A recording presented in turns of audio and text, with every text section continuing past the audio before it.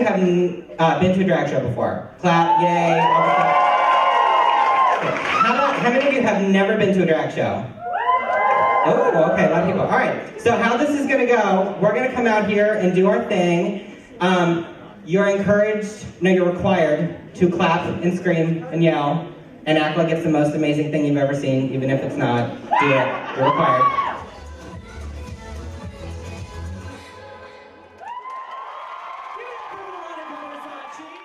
I went and saw a show at SoCo, and I thought it was really, really cool, and a friend suggested that I watch RuPaul's Drag Race, and I started watching it, and I just realized that, like, this was something as a kid I felt like I always did. Like, I always played dressed up and, like, did these character things, and I just knew I really wanted to do it, so I started getting, like, really, really involved.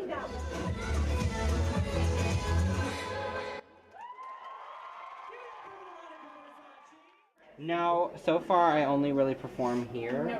I did a show in Kirksville once for Truman, but I like predominantly perform here in Columbia.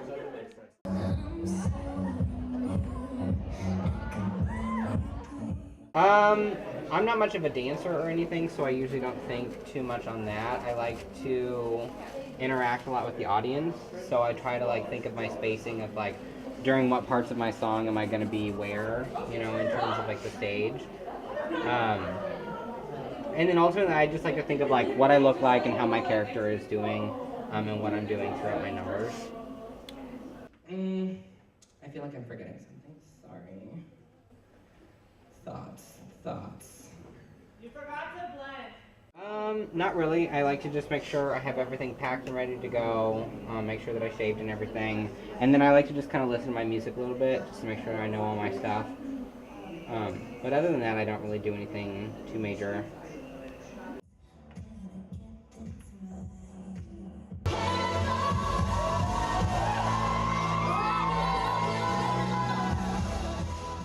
Doing the Mizzou show, this was the first start that I ever had to doing drag, and it's really amazing that we as a university have this.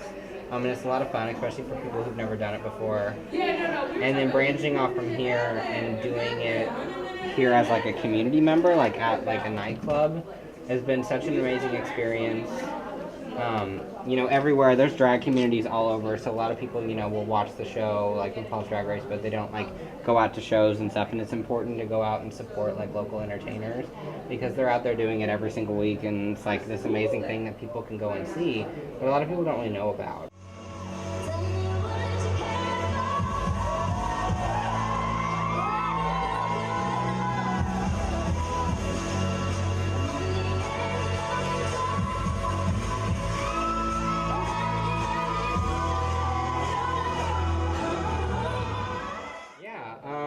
Coming out is a process that all of us really have to go through. You have to come out to yourself first, and it's really hard to do that sometimes, and sometimes it takes several steps and several years.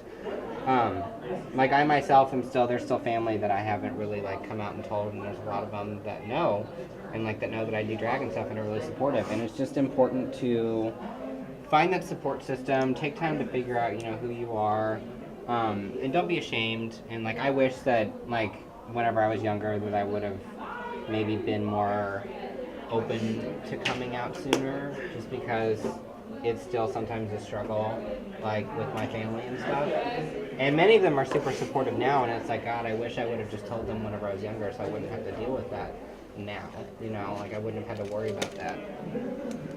But yeah, it's a process, and everyone, you know, does it differently, and it's important to understand that.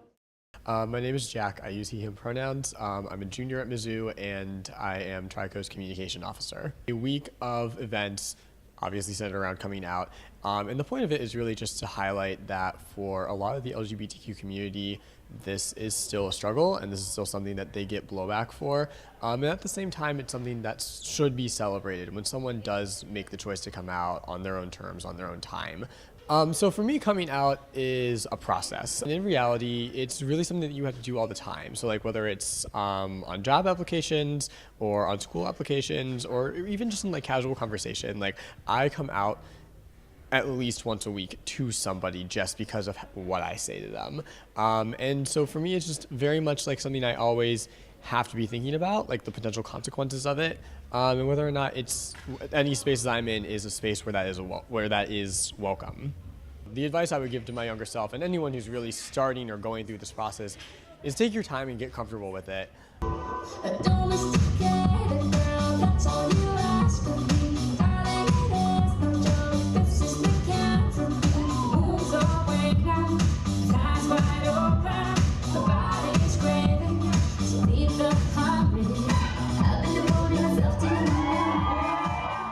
My name is Brittany Savage. I use she, her, they, them pronouns. I am a senior studying psychology, and I am the president of QTPOC. QTPOC stands for Queer Trans People of Color. Basically, QTPOC has a pretty significant, usually experiences with coming out week. Personally, after I came out, it was just very freeing because I really enjoy being all of who I am all of the time. And the only times I could ever see myself like suppressing that part of myself is if it is in a situation of whether I'll be safe or not to be who I am fully. But other than that, I can't imagine being any other way. I got this feeling.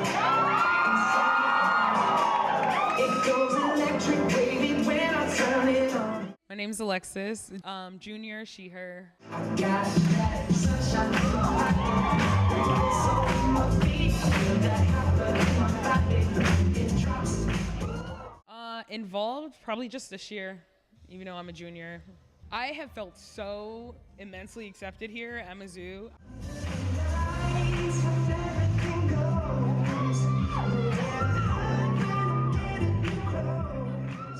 Coming out means to me. Coming out is for other people, I think it is, because you already know yourself and you can't like get away from yourself.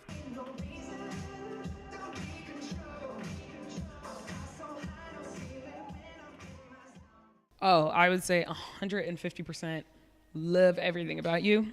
Love yourself like fiercely. And even if you do have like a formal coming out process, don't be so like hung up on the responses that you get.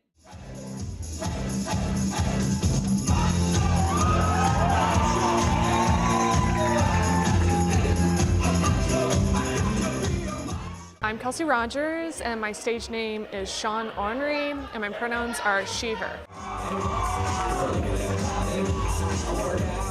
I got started my sophomore year. I grew up performing like since I was 3. It's been a big part of my life, and then when I got to college, I didn't do that anymore. So I was like, oh, I miss this, and also I was like super gay, and then drag popped up on my radar. I was like, oh, that's a perfect combination. So yeah, I did that. I started my sophomore year, and so I've been doing it for 3 years. I always want to get a laugh, but I also want people to be confused about their sexuality. So it's always a mix of, sex appeal, humor, and entertainment value. Don't be afraid about getting into drag, because some people are like, I can't dance, I can't sing, if I'm trying to be a drag queen, no one will take me seriously as a woman or whatever. Like, that's not the point. None of that is the point, really. It's about gender performance, really.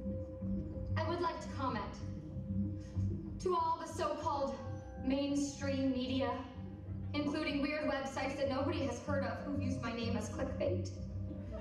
And to all the relentless, unwashed hordes on Twitter who have taken every opportunity to mock and attack me mercilessly from the safety of their stained futons, I offer the following heartfelt sentiment. You can all suck it! My name is Molly Alice Minks. My boy name is Dan Diakovich. My pronouns are anything but it. So I've been doing this coming up on around 2 years. I started at the Mizzou Drag Show, actually, my freshman year. And then after I started doing it, I was watching Drag Race, which is RuPaul's Drag Race, and that got me hooked, and I was like, oh, I could do this. And then I started thinking, oh, I can kind of do this. I can do makeup. I could do this.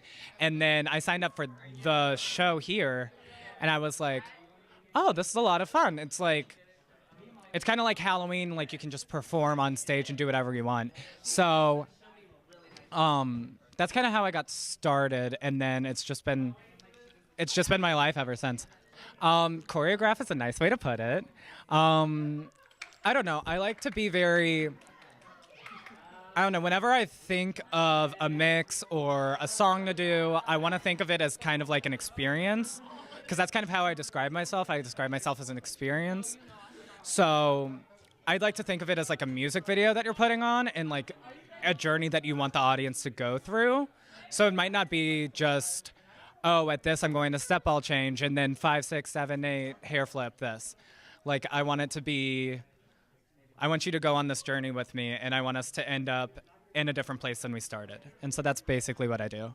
It's amazing here. I just say I feel like there's a lot of people who don't know about the drag scene / don't know how integral it is in not only like the LGBT community now, but how influential it has been in history, in that I feel like we need to step it up and learn our history, and then that way we can be more of a unified front.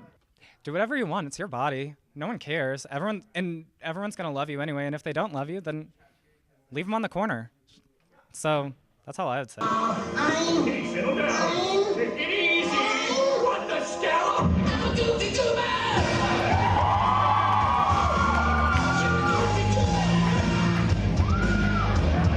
I don't know. I have a lot of people that inspire me, like from like historical figures to like, I don't know. I'm inspired a lot by like art, because like that's a lot of like my background. Is like all through high school I was going to be an artist and everything like that, and I feel like I'm very inspired by visual things and very like cerebral kind of how your mind can process things and see how things go, pretty much. And so I'm very influenced by like different kinds of music and of course like popular drag queens and stuff like that. But then like I feel like another part is kind of like taking inspiration from all around. And so I'd like to like, I don't know, I'll hear a song on the radio and be like, oh, this would be really good if it was mixed in with something like really creepy, or if I put like this theme on, or if I cut it in this way, or it'd be really funny if I added this piece. And so that's kind of how I take inspiration and form it into what I do, yeah. 3, 2, 1. I tried to play by the rules, but no, they wouldn't let me go straight. Society is to blame.